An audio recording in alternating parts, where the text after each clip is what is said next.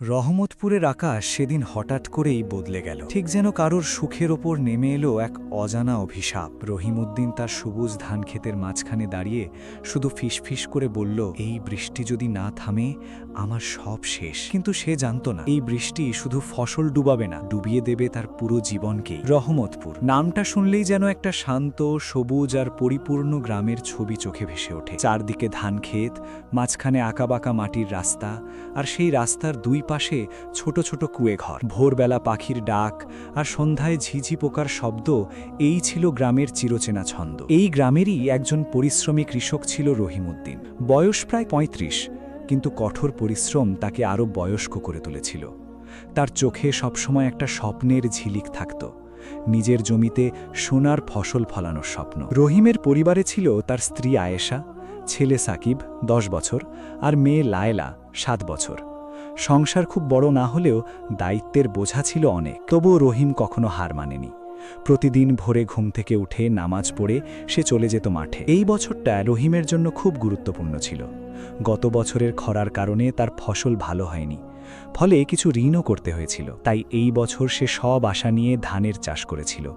উন্নত মানের বীজ কিনেছিল, জমি ভালো করে চাষ করেছিল, সার দিয়েছিল সময় মতো। একদিন সকালে রহিম মাঠে গিয়ে দাঁড়িয়েছিল তার সবুজ ধান ক্ষেতের সামনে। বাতাসে ধান গাছগুলো দুলছিল, যেন সোনালি স্বপ্নের গান গাইছে। রহিম মৃদু হাসল।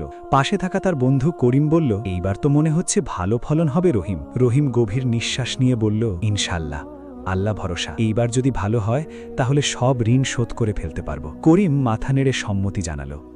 গ্রামের সবাই জানত রহিম কত কষ্ট করে এই ফসলটা বার করিয়েছে। সন্ধ্যায় বাড়ি ফিরে রহিম তার স্ত্রী আয়েশাকে বলল, দেখছো ধানগুলো কেমন সুন্দর হয়েছে? মনে হচ্ছে এইবার আমাদের কষ্ট শেষ হবে। আয়েশা একটু হাসল, কিন্তু তার চোখে যেন এক অদৃশ্য ভয় লুকিয়েছিল। আল্লাহ ভালো করবেন, কিন্তু আকাশটা কেমন যেন লাগছে আজকাল। রহিম একটু অবাক হয়ে বলল, কেন? দেখো না, গত কয়েকদিন ধরে আকাশে মেঘ জমছে, মনে হচ্ছে বৃষ্টি আসবে।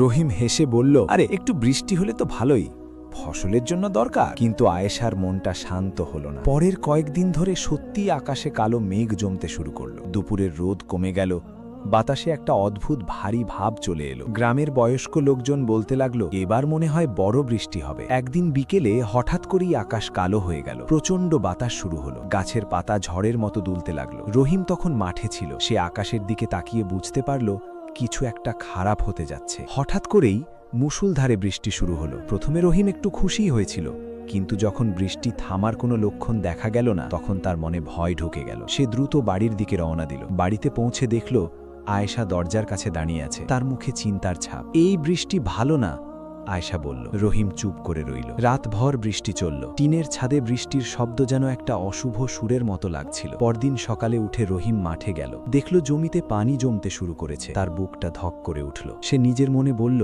এটা কিছু না, পানি চলে যাবে। কিন্তু প্রকৃতির খেলা যে এত সহজ না, সেটা সে তখনও বুঝতে পারেনি। দিনের পর দিন বৃষ্টি চলতেই থাকল। গ্রামের খাল, বিল, পুকুর সব উপচে পড়তে লাগল। রাস্তা কাদায় ভরে গেল।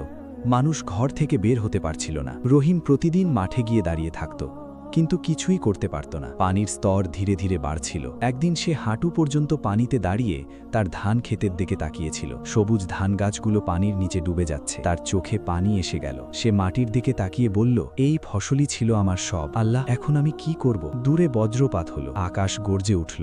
মনে হলো প্রকৃতি যেন তার কোনো উত্তর দিতে পারছে না। সেই রাতে রহিম ঘরে বসেছিল নিঃশব্দে। তার ছেলে সাকিব এসে বলল, আব্বা, আমাদের ধান কি নষ্ট হয়ে যাবে? রহিম কিছু বলতে পারল না, শুধু তার মাথায় হাত বুলিয়ে দিল। বাইরে তখনও বৃষ্টি পড়ছে, অবিরাম, নির্মমভাবে। আর সেই বৃষ্টির পানিতে ধীরে ধীরে ডুবে যাচ্ছে রহিমের সোনার ফসল।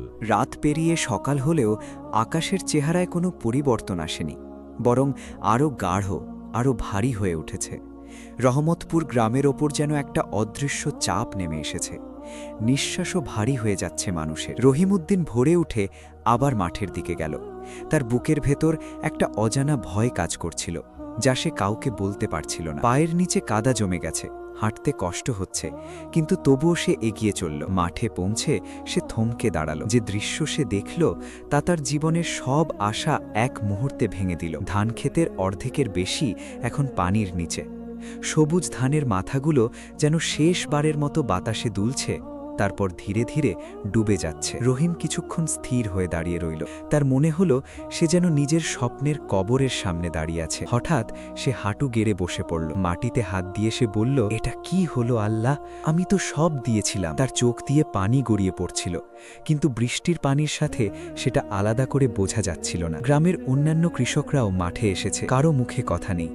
সবাই শুধু চারপাশে তাকিয়ে আছে, যেন নিজের ভাগ্যকে খুঁজছে। করিম দৌড়ে এসে বলল, রহিম, সব শেষ হয়ে যাচ্ছে, পানি আর নামছে না। রহিম কোনো উত্তর দিল না, সে শুধু পানির দিকে তাকিয়ে রইল। বৃষ্টি তখনও থামেনি, বরং আরো জোরে নামছে। দুপুরের দিকে গ্রামের রাস্তাগুলোও পানিতে ডুবে গেল। ছোট নালা থেকে শুরু করে বড় খাল সব একাকার হয়ে গেল। মানুষ নৌকা ছাড়া চলাফেরা করতে পারছিল না। রহিমের ঘরেও পানি ঢুকতে শুরু করল। আয়েশা আতঙ্কিত হয়ে বলল, এভাবে চললে আমরা কোথায় যাব? রহিম চুপ করে রইল। তার মাথায় শুধু একটাই চিন্তা ঘুরছিল, ফসল। সাকিব তার বাবার পাশে এসে দাঁড়ালো। আব্বা, আমাদের ধান কি আর বাঁচবে না? রহিম এবার ধীরে ধীরে বলল, প্রকৃতি চাইলে সব নেয়, আমরা কিছুই করতে পারি না। কিন্তু তার কণ্ঠে ছিল ভাঙা মানুষের আর্তনাদ। রাত নামল, কিন্তু পরিস্থিতি আরো খারাপ হলো। বজ্রপাত, ঝড় আর মুষলধারে বৃষ্টি সব একসাথে নেমে এলো রহমতপুরে। গ্রামের মানুষ উঁচু জায়গায় চলে যেতে শুরু করলো। কেউ কেউ বলছিল, এমন বৃষ্টি জীবনে দেখিনি। একজন বৃদ্ধ বলল, এটা সাধারণ বৃষ্টি না, এটা বিপদ। পরদিন সকালে দেখা গেল ভয়াবহ চিত্র। রহিমের পুরো ধানক্ষেত এখন এক বিশাল জলাশয়। ধান গাছ আর দেখা যাচ্ছে না, শুধু পানির ঢেউ। রহিম পানির মধ্যে দাঁড়িয়েছিল, তার বুক ভেঙে যাচ্ছে, কিন্তু মুখ দিয়ে কোনো শব্দ বের হচ্ছে না। সে ধীরে ধীরে হাঁটতে হাঁটতে পানির মাঝখানে গেল, হাত দিয়ে পানির নিচে ধানের মাথা খুঁজতে লাগলো, কিন্তু কিছুই পাওয়া গেল না। সে আকাশের দিকে তাকিয়ে চিৎকার করে বলল, আমার ফসল কেন নিলে?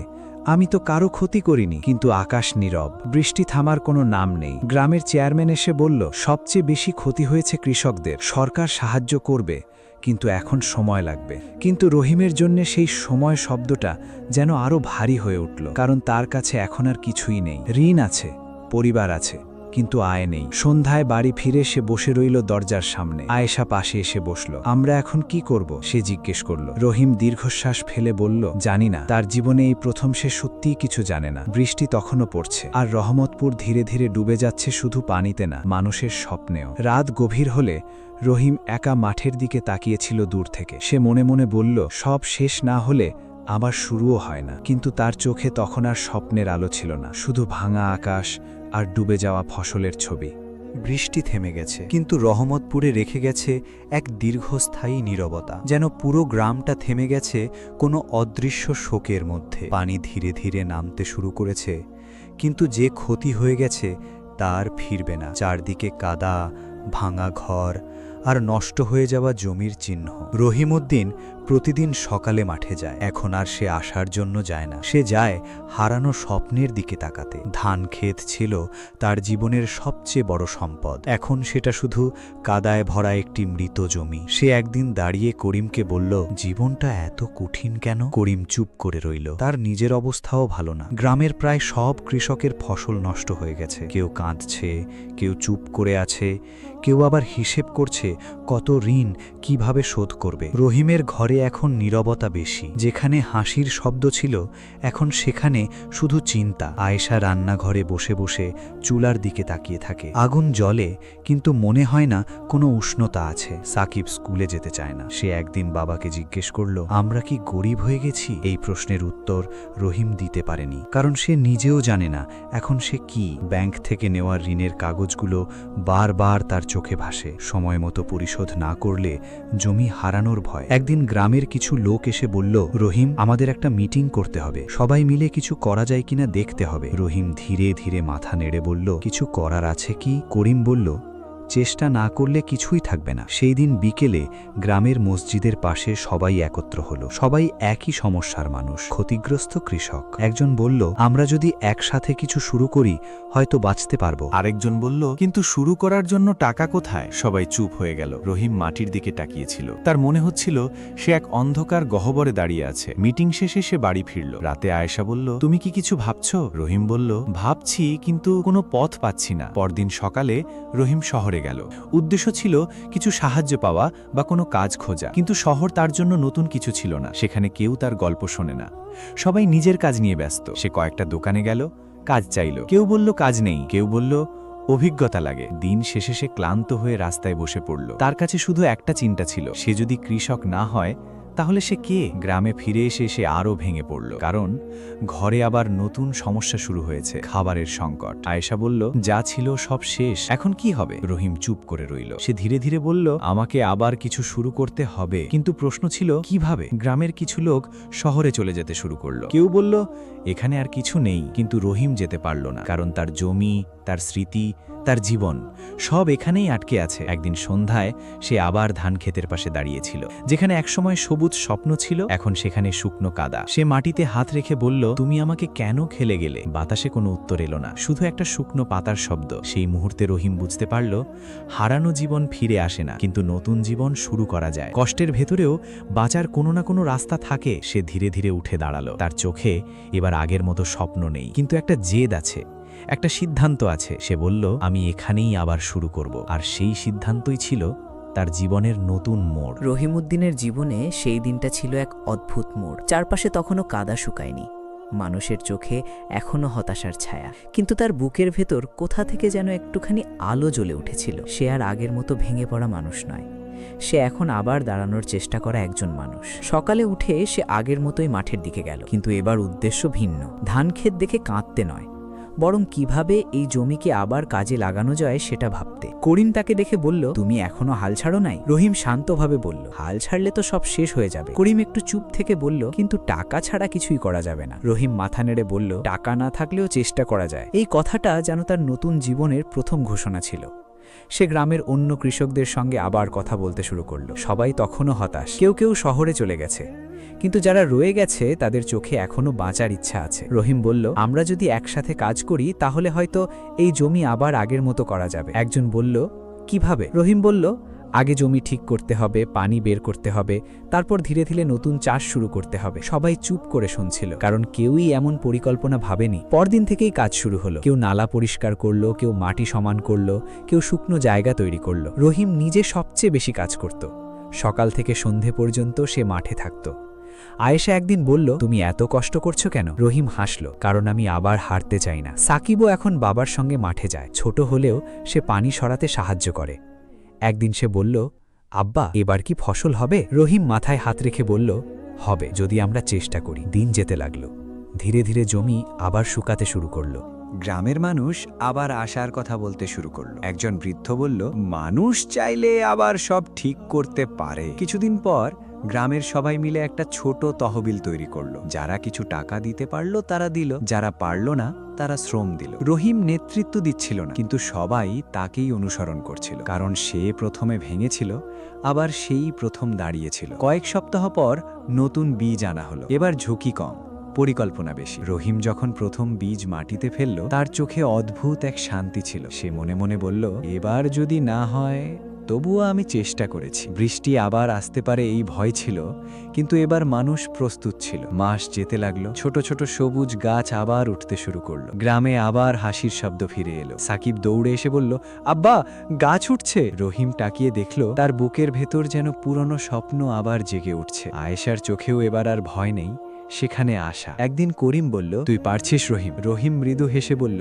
আমি না, আমরা পারছি। কারণ সে বুঝে গিয়েছিল, একজন মানুষ একা সব বদলাতে পারে না, কিন্তু সবাই মিলে অসম্ভবকেও সম্ভব করা যায়। মৌসুম শেষে যখন প্রথম ফসল উঠল, সেটা আগের মতো বিশাল ছিল না, কিন্তু সেটাই ছিল সবচেয়ে মূল্যবান ফসল। কারণ সেটা শুধু ধান ছিল না, সেটা ছিল সংগ্রামের ফল। গ্রামের সবাই মাঠে দাঁড়িয়েছিল, সবুজ ধানের দিকে তাকিয়ে একজন বলল, এটাই তো জীবন ফিরে পাওয়া। রহিম চুপ করে আকাশের দিকে তাকালো। এই আকাশই একদিন সব কেড়ে নিয়েছিল, আবার এই আকাশই নতুন জীবন দিয়েছে। সে ধীরে ধীরে বলল, বৃষ্টি সব সময় ধ্বংস করে না, কখনো কখনো নতুন শুরুও দেয়। সাকিব তার বাবার হাত ধরল, রহিম তার ছেলের হাত শক্ত করে ধরল, আর সেই মুহূর্তে রহমতপুর আবার বেঁচে উঠল, শুধু জমিতে নয়, মানুষের ভেতরেও। রহিমউদ্দিন শিখেছিল, জীবন কখনো এক আঘাতে শেষ হয় না। হার মানা সহজ, কিন্তু আবার শুরু করাই আসল শক্তি। রহমতপুরও শিখেছিল, প্রকৃতি যতই কঠিন হোক, মানুষের একতা আর ইচ্ছা তাকে বদলাতে পারে।